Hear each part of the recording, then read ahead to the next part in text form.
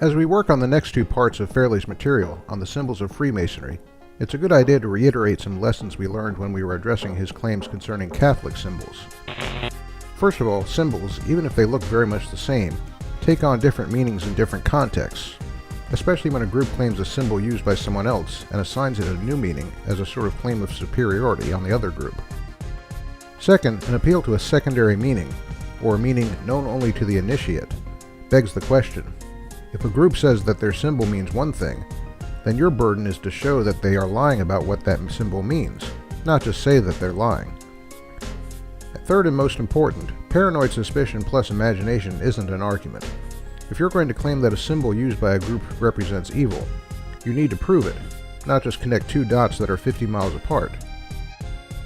When it comes to the symbols of Freemasonry, Fairley doesn't improve much on any of these accounts from his last performance. Personally, I don't care for Freemasonry, but if they say that the sun, moon, and all-seeing eye symbols mean certain things in their view, then it's not enough to do as Fairley does and just say, without argument or proof, that it's a secret code from Baal, Asherah, and Lucifer. A good rule related to paranoid imagination would be, get your mind out of the gutter. Fairley was fairly proficient at finding sexual symbols all over the place when it came to the Catholics, and as we pointed out, if you look hard enough and use enough imagination, you can find things like phallic symbols everywhere. In one particular case, Fairley presents what he thinks amounts to a confession by a Mason. But there's a little problem. When we check Mackey's book, we find that while he says all of this that Fairley quotes, he isn't saying anything about just any column like what you find in any building being a phallic symbol. Nor does this have anything to do with obelisks as such, which is what Fairley uses this to segue into. He gives us several pictures of obelisk structures, and tells us they're Asherah poles. Well, no they're not. For one thing, the Asherah pole is made of wood, not stone. For another, to be an Asherah pole, it has to be specifically dedicated to Asherah. You can't just put up any pole and say it's an Asherah pole.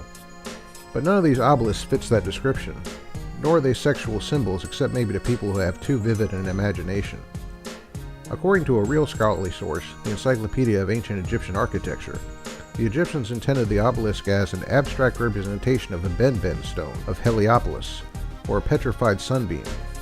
They were sometimes connected to solar worship, but not to phallic imagery. Today, the obelisk is more of a functional feature. It can be used to indicate a place where two axes cross. Nigel Pennick, in The Sacred Architecture of London, says that obelisks became the functional answer to Gothic pinnacles, serving the same stabilizing purpose in engineering terms. Overall, though, the idea of an obelisk as a marker is the most predominant.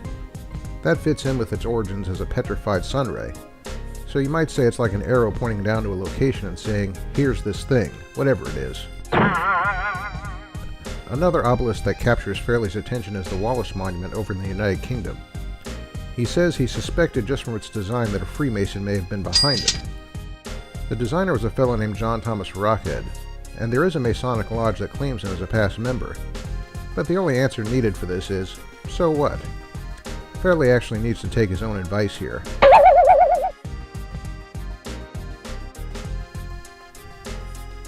Well, quite frankly, nor is every obelisk, and the combination of wild speculation with paranoid imagination doesn't make them into hidden symbols.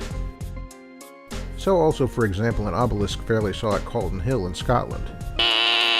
It's a memorial commemorating some political reformist. Well, if that's a sexual symbol, then maybe Fairley also thinks Nelson's column is an Asherah pole. But despite Fairley, there's no need to see in any of this any sort of satanic plot, nor any significance in the fact that Calton Hill is within easy view of the Scottish Parliament, the castle, and other traditional strongholds of power.